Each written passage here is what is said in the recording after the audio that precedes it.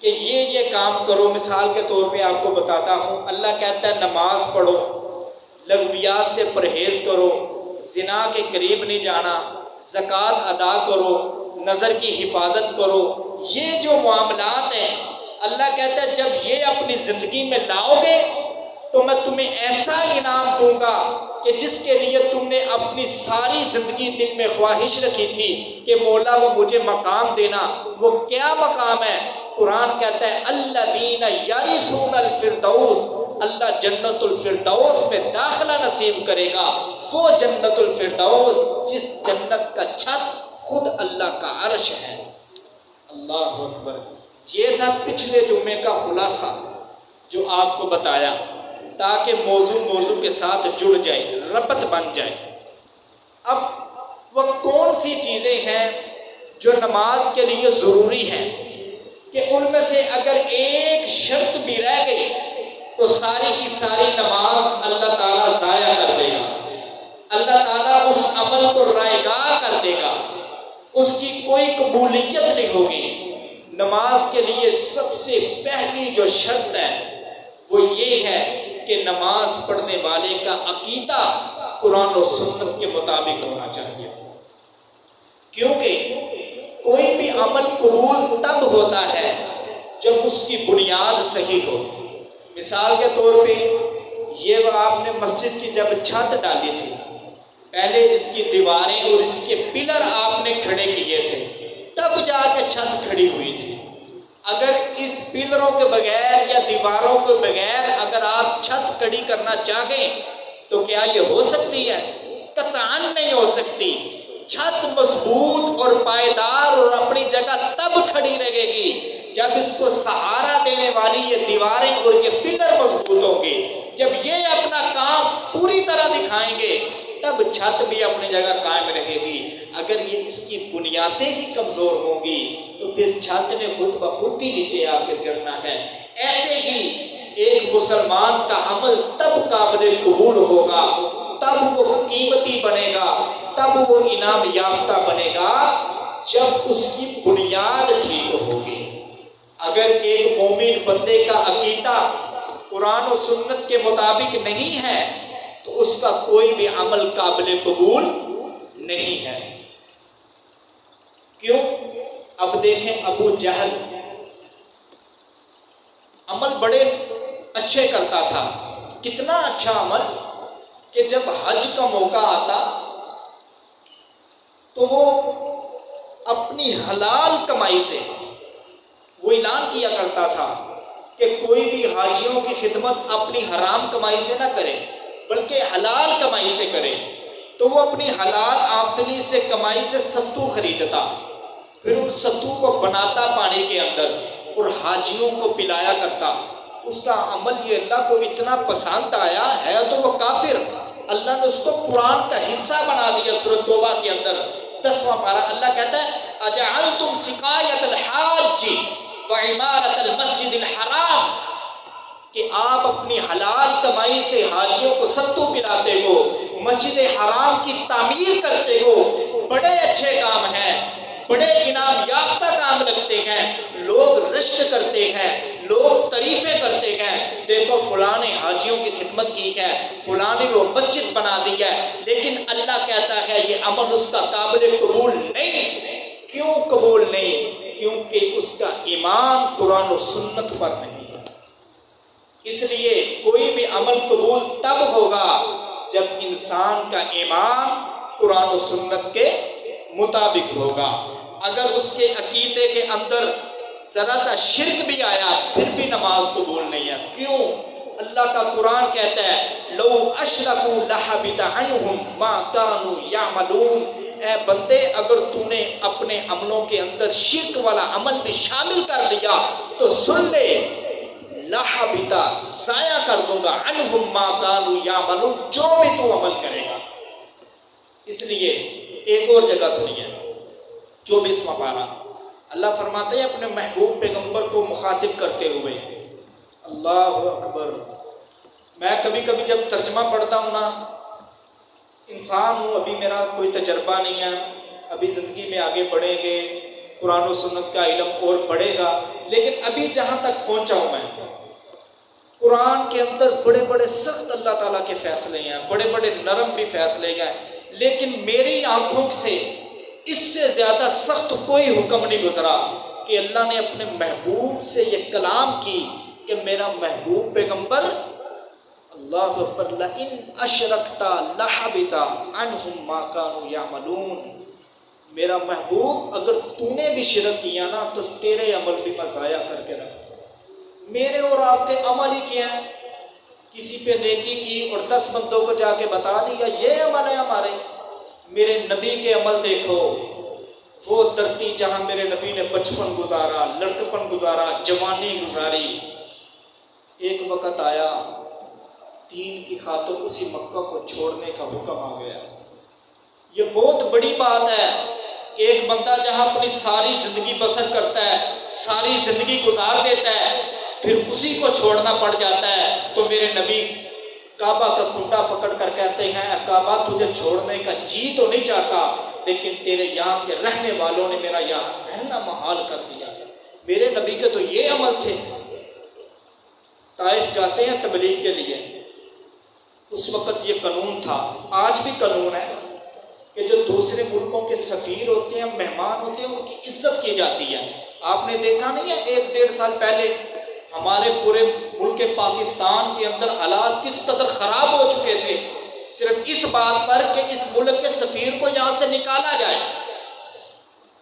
خیر وہ معاملہ ٹھیک تھا یا غلط تھا وہ علیحدہ موضوع ہے، کہنے کا مطلب یہ تھا کہ اس دور کے اندر بھی سفیر کی عزت کی جاتی تھی۔ میرے نبی رب کے سفیر بن کر گئے تھے طائف والوں کے پاس کہ لا الہ الا اللہ پڑھ دو کامیاب ہو جاؤ گے۔ کوئی سختی نہیں ہے، کوئی تلوار کا زور نہیں ہے، کوئی لالچ نہیں ہے، صرف ایک عرض کر رہے ہوں کہ آگے۔ لیکن ان بدبختوں نے ماننے کی بجائے ظلم و ستم کیا، محلے کے بدماش اور آوارہ لڑکوں کو ہتھیار دے کے میرے نبی کے پیچھے لگا دیا۔ حدیث کے لفظ ہے اس قدر ان بدبختوں نے مارا کہ میرے نبی کے جسم سے خون اتنا زیادہ بہہ رہا تھا کہ میرے نبی کے جوتے خون سے بھر گئے تھے۔ یہ عمل تھے میرے نبی کے کہ جن کے بارے میں میرے اللہ نے کہا میرا نبی تو بھی اگر شرک کرے گا نا تو معافی کوئی نہیں ہے۔ میں سوچتا ہوں کہ اللہ نے یہ اپنے نبی کے ساتھ کلام کی کیوں؟ کیا کسی اور کا اللہ تعالیٰ نہیں تھے ذکر کر سکتے کہ اے مسلمانوں اگر تم شرک کرو گے تو تمہارے عمل ضائع کر دوں گا؟ اپنے نبی ہی کو کیوں اللہ نے ذکر کیا؟ ان کا ہی کیوں ذکر کیا؟ ان کا ذکر اس لیے کیا کیونکہ ہر مومن کا یہ ایمان ہے کہ اللہ کے بعد اگر شان ہے تو محمد کی ہے، اللہ کے بعد اگر عظمت ہے تو محمد کی ہے، اللہ کے بعد اگر ایمان لانا ہے تو محمد پر لانا ہے۔ تو ایک مومن کا یہ ایمان بن جائے کہ جب محمد جیسا شخص جو جنتی ہے جس پر ایمان لانا ہر مسلمان پہ فرض ہے، اگر وہ انسان بھی، اگر وہ شخصیت محمد بھی شرک کرے تو میرا اللہ معاف نہیں کرے گا، پھر میں اور آپ کون ہوتے ہیں؟ بات چل رہی تھی عمل قبول تب ہوگا جب عقیدہ درست ہوگا۔ اس لیے نماز کی پہلی شرط کیا ہو گئی کہ ہمارا ایمان قرآن و سنت کے مطابق ہونا چاہیے، ہمارا عقیدہ، ہمارا نظریہ قرآن و سنت کے مطابق ہونا چاہیے، پھر ہماری نماز قبول ہوگی۔ وگرنہ ساری زندگی نمازیں پڑھتا رہے، اپنے ماتھے پہ جتنا مرضی بڑا محراب ڈلوا لے، اگر عمل میں شرک ہے تو کوئی فائدہ نہیں اس ساری زندگی کی نمازوں کا۔ اس لیے آپ خود بھی اپنا یہ عقیدہ اور نظریہ بنائیں کہ ہم مرتے مر جائیں کبھی شرک نہیں کریں۔ سب بولے انشاءاللہ۔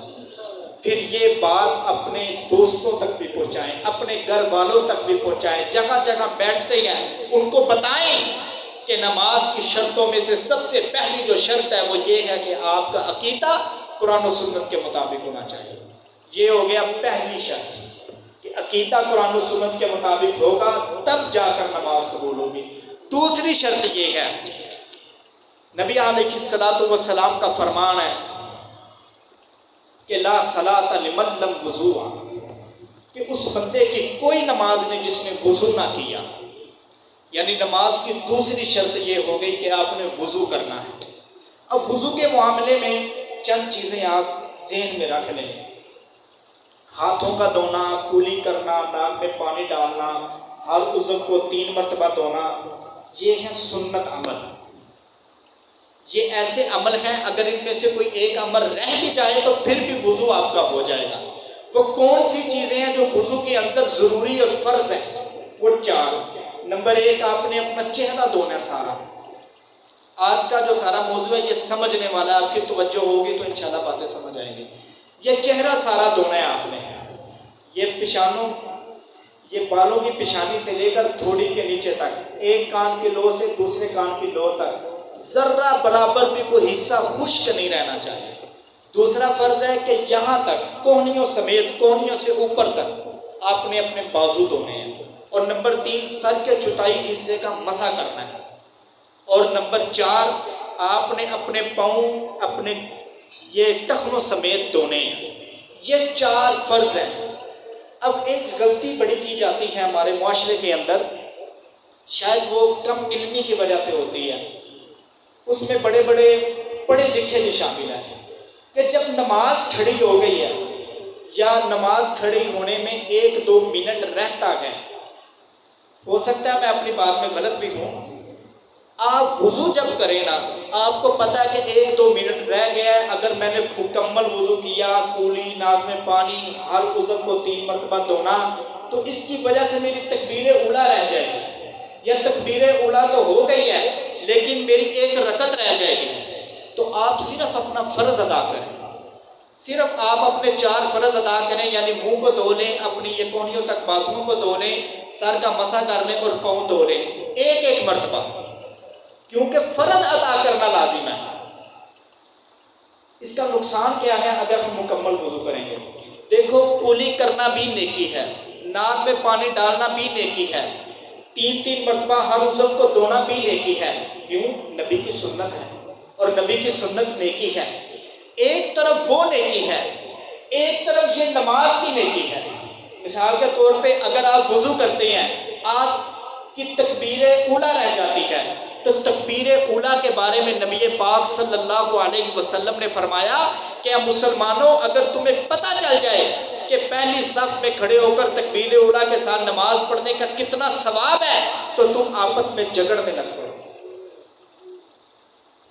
معلوم ہوا کہ پہلی صف کے اندر کھڑے ہونے کے لیے انسان کو اپنی بھرپور کوشش کرنی چاہیے، اپنی نیت کرنی چاہیے کہ میں نے پہلی صف میں آگے کھڑا ہونا ہے، اور وہ تب بھی ہوگا جب آپ اپنے دوسرے کام جلدی سے نپٹا لیں گے۔ اسی طرح نبی علیہ الصلوۃ والسلام کا فرمان ہے کہ ایک اکیلا آدمی نماز پڑھنے والا اور جو امام کے پیچھے نماز پڑھتا ہے، ان دونوں کے ثواب میں 27 گنا کا فرق ہے۔ یعنی جو آدمی اکیلا نماز پڑھتا ہے وہ 27 درجے نمازوں سے محروم ہو گیا ہے، اور جو امام کے پیچھے نماز پڑھتا ہے اللہ تعالیٰ اس کی ایک نماز کو 27 نمازوں کے ثواب میں بدل دیتے ہیں۔ اب آپ خود فیصلہ کریں، اگر آپ وضو کرتے ہیں اور وضو کے سارے رکن پورے کرتے کرتے آپ کی ایک رکعت گزر جاتی ہے، یعنی 2 رکعتی یا 4 رکعتی نماز ہے، جب امام نے سلام پھیر لی، اس کے بعد آپ نے اپنی رکعت کو مکمل کرنا ہے۔ اب وہ جو رکعت کو آپ نے مکمل کرنا ہے نا، وہ رکعت 27 رکعتوں سے کم ہو کر 1 رکعت کا ثواب رہ گیا۔ اب آپ خود سوچیں کہ وہ کولی کا جو ثواب ہے، کیا وہ 1 رکعت کے ثواب کا مقابلہ کر سکتا ہے؟ قطعاً نہیں کر سکتا۔ اس لیے آپ اس نیکی کو رہنے دیں، اور یہ جو نیکی ہے امام کے پیچھے کھڑے ہو کر نماز پڑھنے والے، اس نیکی کو زیادہ اہمیت دیں۔ ایک مثال میں آپ کو دیتا ہوں، یہ جو عبادت ہے نا، عبادت یہ اللہ تعالیٰ کے ساتھ بے شرع ہے، یعنی خرید و فروخت ہم کر رہے ہیں۔ کیا کہ ہم نماز پڑھیں گے، اس کے بدلے میں نے آیت پڑھی، اللہ کہتا ہے نماز پڑھو، کیا ملے گا؟ الذین یرثون الفردوس، جنت الفردوس عطا کروں گا، جس کا چھت اللہ کا عرش ہے۔ اب یہ بے ہے، آپ میں کاروباری لوگ بھی بیٹھے ہوں گے، آپ جب کسی چیز کو بیچتے ہیں، آپ کو نظر آتا ہے یار یہاں سے منافع مجھے کم مل رہا ہے اور یہاں سے منافع مجھے زیادہ مل رہا ہے، تو آپ کس کا انتخاب کریں گے؟ جہاں سے زیادہ منافع مل رہا ہے اسی کا انتخاب کیا جائے گا۔ اسی طرح ادھر بھی یہ سمجھ رہے ہیں کہ نیکی تو وہ بھی ہے وضو والی، کہ 3 دفعہ سارے عضو کو دھونا ہے، کولی بھی کرنی، ناک میں پانی بھی ڈالنا، سب کچھ ساری جو عمل ہے، جو اس کی سنتیں ہیں، اور ایک طرف یہ نماز کی نیکی بھی ہے، تو آپ ترجیح نماز کی نیکی والی کو دیں، کیونکہ اس میں ثواب اور اجر زیادہ ہے۔ ہاں اگر وقت زیادہ ہے، 5-7 منٹ رہتے ہیں تو پھر آپ مکمل وضو کریں، وہ تو لازمی ہے، آپ نے سب سنتیں ادا کرنی ہیں۔ یہ بات ساری کی ساری سمجھانے کا مطلب یہ ہے، خلاصہ یہ ہے ساری گفتگو کا، یہ عمل آپ نے اس وقت کرنا ہے جب نماز کھڑی ہونے میں 1-2 منٹ رہ گیا ہے، یا پھر نماز کھڑی ہو چکی ہے تو پھر آپ نے صرف اپنے فرض ادا کرنے ہیں وضو والے، باقی چیزوں کو ادا نہیں کرنا۔ اس سے بہتر ہے کہ آپ یہاں آ کر نماز میں ثواب حاصل کریں۔ یہ ہو گیا پہلا فرض۔ دوسرا فرض نماز کا، دوسرا فرض نماز کا یہ ہے کہ نماز کا وقت ہو۔ کیا مطلب؟ کہ یہ نہیں ہو سکتا کہ ابھی ظہر کا وقت ہے، عصر کی نماز جو آنے والی ہے اس کو آپ ظہر کے وقت میں ہی ادا کر لیں۔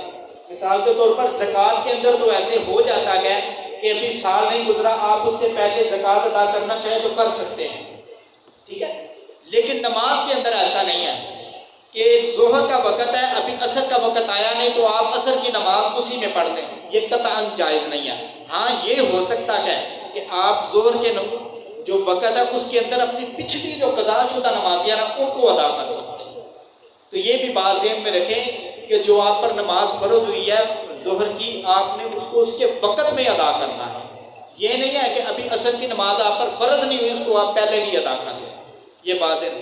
ہاں ایک استثناء ہے، جو حج پر جاتے ہیں لوگ، وہاں آپ دیکھتے ہیں ظہر عصر اکٹھی پڑھی جاتی ہے، مغرب اور عشاء اکٹھی پڑھی جاتی ہے، وہ ان کو استثناء ہے، ہمارے لیے یہ نہیں ہے۔ ہم نے نماز کو نماز کے وقت کے اندر پڑھنا ہے۔ ایک صورت ہمارے لیے بھی ہو سکتی ہے آسانی، وہ کیسے؟ مثال کے طور پر ایک بندہ مصروف رہا، وقت گزرتا گیا یا سفر میں ہے، سفر والوں کے لیے تو یہ ضرور ان کو یہ بتانا چاہیے، ان کے لیے یہ آسانی ہو جائے گی، جن کو نہیں پتا وہ بھی سن لے کہ اب ظہر کا جو وقت ہے وہ ختم ہو رہا ہے 4:30 پر مثال کے طور پر، اور 4:31 سے عصر کا شروع ہو رہا ہے۔ اب آپ دونوں نمازوں کو اکٹھا کیسے کریں گے؟ ابھی آپ کا ظہر کا ٹائم لیٹ ہوتے آپ آ گئے ہو 4:20 تک، اب نماز کا وقت ختم ہونے میں کتنے منٹ رہ گئے؟ 10 منٹ رہ گئے۔ اب جو سفر والے ہیں یا کسی بھی عذر کی وجہ سے کسی کی اتنی زیادہ ٹائم گزر گیا نماز نہیں ادا کر سکتا، تو وہ ان 10 منٹوں کے اندر اپنے ظہر کے فرض ادا کرے، پھر انتظار کرے، جب عصر کا وقت شروع ہو جائے تو پھر عصر کی نماز ادا کر لے۔ اس طرح ایک مسافر بندے کے لیے آسانی پیدا ہو جائے گی۔ تو یہ آپ کو مسئلہ بتانے کا مطلب یہ نہیں ہے کہ آپ اس کو اپنی عادت بنا لیں، یہ اس وقت ہے جب آپ کی کسی عذر کی وجہ سے، شرعی عذر کی وجہ سے نماز لیٹ ہو چکی ہے۔ مثال کے طور پر آپ اپنی والدہ کو کہیں ہاسپٹل لے کے گئے ہوئے ہیں ان کی تیمارداری کے لیے، یا آپ خود بیمار ہیں، آپ کو وقت نہیں مل سکا تو لیٹ ہوتے یہاں تک آپ پہنچ گئے، تو اس لیے یہ رخصت ہے۔ اس طرح آپ نمازوں کو اکٹھا کر سکتے ہیں، لیکن ایک ہی وقت کے اندر اگلی جو فرض ہونے والی نماز ہے اس کو آپ چاہیں کہ میں پچھلی نماز کے وقت کے اندر پڑھ دوں، تو یہ ایسا نہیں ہوگا، اس طرح نماز ادا نہیں ہوگی۔ اسی طرح تیسرا فرض نماز کا، تیسرا فرض یہ ہے نماز کا کہ انسان کا بدن اور اس کے کپڑے پاک ہونے چاہیے۔ بدن سے پاک ہونے کا کیا مطلب ہے؟ کہ انسان جنبی نہ ہو، جنابت کی حالت میں نہ ہو، بے وضو نہ ہو، بلکہ وضو بھی کیا ہو، غسل بھی اس کا ہو، یہ بدن کی پاکی ہے۔ اور کپڑوں کی پاکی کیا ہے؟ کہ کپڑوں کے اوپر کسی قسم کی نجاست نہ ہو۔ نجاست کی 2 قسمیں ہیں، ایک ہے نجاست مغلظہ، ایک ہے مخففہ۔ کیا مطلب؟ نجاست مغلظہ کہتے ہیں جو نظر آ رہی ہوتی ہے، کپڑے کے اوپر لگی ہوئی، اس کا رنگ ہو کوئی نہ کوئی، نظر آ رہی ہو، اور مخففہ کہتے ہیں جو نظر نہ آ رہی ہو۔ اب ان دونوں کا کیا حکم ہے؟ حکم یہ ہے جو نظر آ رہی ہے نا، اگر تو وہ یہ ہتھیلی کی مقدار کے برابر ہے، یہ سب دیکھیں، ہتھیلی کی مقدار کے برابر ہے تو آپ نے اس کو دھونا ہے۔ اگر اس کے ساتھ ہی آپ نے نماز پڑھ دی تو آپ کی نماز ادا نہیں ہوگی، اس کو دھونا ضروری ہے، اس کو پاک اور صاف کرنا کپڑے کو ضروری ہے۔ اگر نجاست خشک ہے نظر نہیں آ رہی تو وہ کپڑے کے چوتھائی حصے تک ہے، یعنی اب یہ شلوار ہے تو یہ اس کا تقریباً چوتھائی حصہ بن جائے گا گھٹنے تک، یہاں تک یعنی اتنا زیادہ نجاست نے گھیر دیا ہوا ہے، تو پھر جا کر آپ کی نماز ادا نہیں ہوگی، اس کو دھونا ضروری ہوگا۔ اگر اس سے کم ہے پھر نماز ادا ہو جائے گی۔ یہ صورت اس وقت ہے جب آپ کے پاس اس کے متبادل کپڑوں کا انتظام نہ ہو۔ اگر آپ کے پاس متبادل کپڑے موجود ہیں، آج کے دور کے اندر تو عمومی موجود ہی ہوتے ہیں، ہر بندے کے کم از کم 5-7 جوڑے تو ہوتے ہیں۔ یہ مسئلہ اس وقت ہے جب آپ کے پاس کپڑے موجود نہ ہو۔ اگر کپڑے موجود ہیں، چاہے نجاست اتنی ہے چاہے اتنی، آپ ان کو اتاریں، نئے کپڑے پہنیں اور عبادت کریں، ٹھیک ہے؟ تو اس لیے یہ نہ سمجھ لینا کہ اس سے کم نجاست ہے تو نماز ہو جائے گی انہیں کپڑوں میں، آپ ان کو بدل لیں۔ اور دوسرا، بدن کو ڈانپنا کہاں تک ہے؟ مرد کے لیے کتنا اس کا سطر ہے اور عورت کے لیے کتنا سطر ہے؟ یاد رکھیں، اہل سنت والجماعت کے نزدیک یعنی احناف کے نزدیک مرد کا سطر ناف کے اوپر سے لے کر گھٹنوں سمیت ہے، یعنی یہ جو گوٹے جس کو پنجابی میں کہتے ہیں نا، یہ بھی سطر کے اندر شامل ہے، اس کو بھی ڈانپنا فرض ہے۔ اگر اس میں سے تھوڑا سا حصہ بھی رہ گیا نظر آنے والا کہ نظر پڑ جائے تو آپ کی نماز ادا نہیں ہوگی۔ یہاں پر ایک بات میں کر دوں عورت کا سطر بیان کرنے سے پہلے، آج کل پینٹ شرٹ کا رواج ہے، ٹروزر شرٹ یہ پہنی جاتی ہے، تو آپ دیکھتے ہوں گے جب رکوع جاتے گئے یا سجدے جاتے گئے تو یہ تھوڑا سا حصہ پیچھے سے نظر آنے لگتا ہے، تو یاد رکھیے گا یہ نماز ٹوٹ جاتی ہے اس کی وجہ سے۔ میں یہ فتویٰ نہیں دے رہا کہ ٹروزر شرٹ یا پینٹ شرٹ پہن کر آپ کی نماز نہیں ہوگی، نماز آپ کی ادا ہو جائے گی، لیکن آپ جب رکوع یا سجدے جائیں گے تو آپ کا یہ سطر نظر آنے لگے گا تو اس کی وجہ سے آپ کی نماز ٹوٹ جائے گی۔ تو اس لیے جو حضرات اس طرح نماز ادا کرتے گئے تو وہ اس چیز کا ضرور خیال رکھیں کہ ہمارا سطر نہ کھلے۔ ہمارا عام طور پر ایسے ہو جاتا ہے، اکثر ایسے ہوتا ہے، ان کا سطر کھل جاتا ہے جس کی وجہ سے نماز ٹوٹ جاتی ہے، لیکن کم علمی کی وجہ سے انہیں پتہ نہیں ہوتا تو ان کا وہ عمل سایہ کا سایہ ہو جاتا ہے۔ تو اس لیے جو ان حالت میں نماز پڑھیں تو وہ اس چیز کا ضرور خیال کریں کہ ان کا سطر نہ کھلے۔ عورت کا کیا سطر ہے؟ عورت کا سطر یہ ہے کہ اس کی یہ ہتھیلیاں، اس کا یہ چہرہ اور اس کے یہ پاؤں، صرف یہ سطر میں داخل نہیں ہے، باقی پورے کا پورا جسم اس کا سطر کے اندر داخل۔ یہ مرد اور عورت کا سطر ہے جس کو چھپانا فرض ہے۔ یہ ہو گئے نماز کے فرائض۔ اسی طرح قبلے کی طرف منہ کر کے نماز پڑھنا بھی فرض ہے۔ آج کل تو بڑی سہولت آ گئی ہے، موبائل کے اندر اپلیکیشنیں ہیں، عموماً اگر یہاں پر 50 بندے بیٹھے ہیں تو تقریباً 40 کے پاس انٹرنیٹ ہوتا ہے، اتنا دور آگے نکل گیا ہے، تو اس کے اندر اپلیکیشن ہے، ایک ایپ ہے، اس کو آپ ڈاؤن لوڈ کریں۔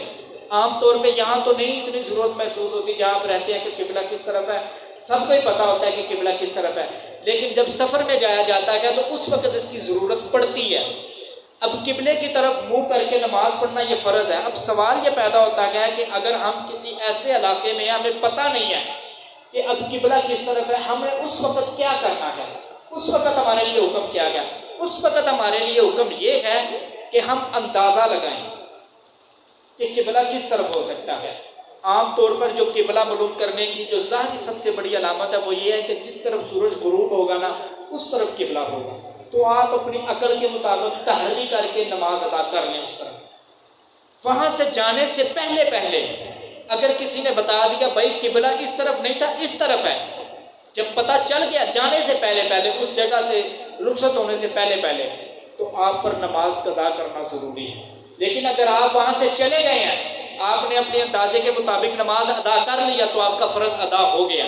جب آپ اپنے ضلع میں پہنچ گئے، اپنے علاقے میں پہنچ گئے، پھر آپ کو کسی نے فون میں بتایا کہ بھائی آپ نے ایسے نہیں ایسے کیا تھا، تو آپ کا فرض ادا ہو گیا۔ تو اس لیے قبلے کی طرف منہ کر کے نماز پڑھنا بھی یہ فرض ہے۔ ایک غلطی بڑی کی جاتی ہے، وہ غلطی یہ کی جاتی ہے کہ خاص کر کے بوڑھے لوگ، ان سے یہ غلطی ہوتی ہے کہ مصلی تھوڑا سا ٹیڑھا ہو جاتا ہے ان سے، تو ایسا کرنا بھی یہ غلط ہے۔ اس لیے جو ان کے پاس ہیں بوڑھے حضرات کے، جو ان کے بیٹے یا بیٹیاں یا ان کے کوئی بھی گھر، وہ ان کا مصلی سیدھا ضرور کروائیں تاکہ صحیح قبلے رخ ہو جائیں۔ یہ بھی نماز کے فرائض میں سے ہے۔ اگر قبلے سے تھوڑا سا بھی آپ کا جو دھیان ہے یا آپ کا جو آپ کا جسم ہے یہ ادھر ادھر ہوگا تو آپ کا فرض ادا نہیں ہوگا، کیونکہ قبلے کی طرف منہ کرنا یہ نماز کے فرائض میں سے۔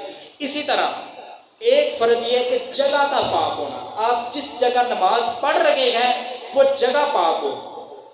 اب اگر جگہ گندی ہو گئی ہے، مثلا کسی نے پیشاب کر دیا یا اس کے علاوہ کوئی بھی نجاست گر گئی ہے، تو اس جگہ کو پاک کیسے کیا جائے؟ آج کے دور کے اندر تو یہ فرش سسٹم آ گیا ہے، ٹائلیں لگی ہیں، پتھر لگے ہیں، تو اس کے بہت آسان کام ہے، آپ پانی بہائیں تو وہ صاف ہو گئے۔ وہ 7 مرتبہ دھونا یا 10 مرتبہ کوئی ضروری نہیں ہے، بس ایک مرتبہ اچھی طرح سے آپ دھو لیں، جگہ پاک ہو گئی ہے۔ پہلے کیا ہوتا تھا، اگر آج بھی بعض جگہ پہ ایسا ہو سکتا ہے کہ اگر کچی جگہ ہے، مثال کے طور پر آج سے 30 سال پیچھے چلے جائیں تو مسجدوں کے فرش کچے ہی تھے۔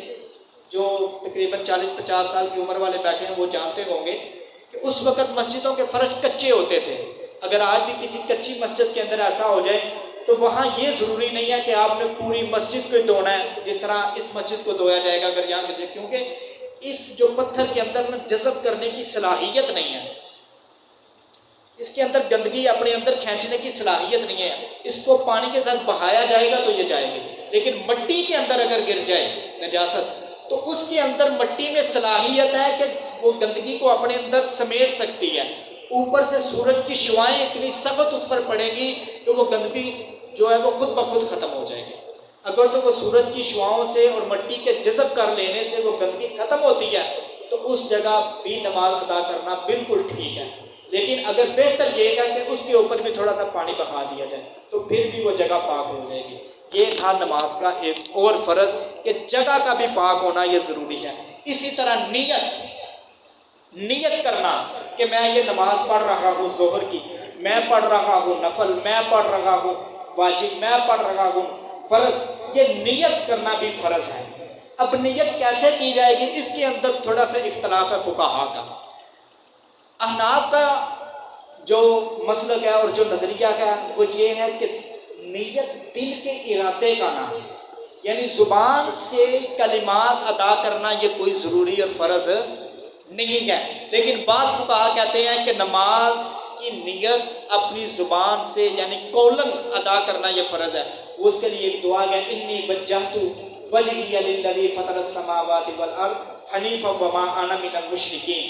تو اس کے اب بعض فقہا کہہ رہے ہیں کہ فرض ہے زبان سے کہنا، بعض کہہ رہے ہیں اما دل کے ارادے کا نام ہے۔ تو اب درمیانہ رستہ ہم نکالیں گے، وہ درمیانہ رستہ یہ ہے کہ دل سے تو نیت کرنا فرض ہے لیکن زبان سے ادا کرنا یہ مستحب ہے۔ اگر کوئی زبان سے ادا کر لیتا تو پھر بھی ٹھیک ہے، لیکن دل سے نیت کا کرنا یہ لازمی ہے کہ میں فرض پڑھ رہا ہوں یا سنتیں پڑھ رہا ہوں یا نفل پڑھ رہا ہوں، ان میں سے کسی ایک کا انتخاب آپ نے لازمی کرنا ہے۔ یہ تھے چند تھوڑے سے مسائل نماز کے جو نماز شروع کرنے سے پہلے کے تھے۔ میری کوشش تھی کہ آج ہی یہ سارے مسائل یہ پورے کے پورے بیان ہو جائیں، لیکن وقت بہت کم ہے، انشاءاللہ آئندہ جمعے ہو جائیں گے۔ تو یہ تھے فرض، دوبارہ سن لیں سارے کے سارے۔ پہلا فرض یہ ہے کہ آپ کا عقیدہ اور نظریہ قرآن کے مطابق ہوگا تو تب نماز قبول ہوگی۔ اگر آپ کا عقیدہ اور نظریہ قرآن کے مطابق نہیں، آپ کہہ رہے ہیں اللہ ایک ہے، آپ کہہ رہے ہیں نبی پاک صلی اللہ علیہ وسلم پہ ہمارا ایمان ہے، صرف یہی کافی نہیں لیکن اس کے ساتھ ساتھ آپ شرک کر رہے ہیں تو آپ کی نمازیں قبول نہیں ہیں۔ نماز کی قبولیت کی شرط یہ ہے کہ آپ کا عقیدہ اور نظریہ کس کے مطابق ہو، قرآن و سنت کے مطابق ہو، تب آپ کا عمل وہ قبول ہوگا۔ دوسری شرط یہ تھی کہ آپ نے وضو ضرور کرنا ہے، وضو کے بغیر بھی نماز ادا نہیں ہے۔ اور تیسرا یہ تھا نماز کو نماز کے وقت میں ادا کرنا ہے۔ چوتھا یہ تھا کہ آپ کے بدن اور آپ کے کپڑے یہ پاک ہونا چاہیے۔ پانچواں یہ تھا کہ قبلے کی طرف منہ کرنا ہے۔ چھٹا یہ ہے کہ آپ جس جگہ نماز پڑھ رہے ہیں وہ نماز کی جو جگہ ہے وہ پاک ہونی چاہیے، اگر اس پر گندگی گری ہے تو آپ کی نماز ادا نہیں ہوگی۔ اور ساتواں فرض یہ ہے کہ آپ کی نیت ضرور ہونی چاہیے کہ میں نماز کون سی پڑھ رہا ہوں، فرض پڑھ رہا ہوں، واجب پڑھ رہا ہوں، سنتے پڑھ رہا ہوں، نفل پڑھ رہا ہوں، کیا کر رہا ہوں، یہ نیت آپ نے ضرور کرنی ہے۔ یہ تھی کچھ نماز کی شرائط جو نماز شروع کرنے سے پہلے کی تھی. اللہ سے دعا ہے کہ اللہ تعالیٰ ہمیں ان شرائط کو پورا کرنے کی توفیق عطا فرمائے اور ان کی جو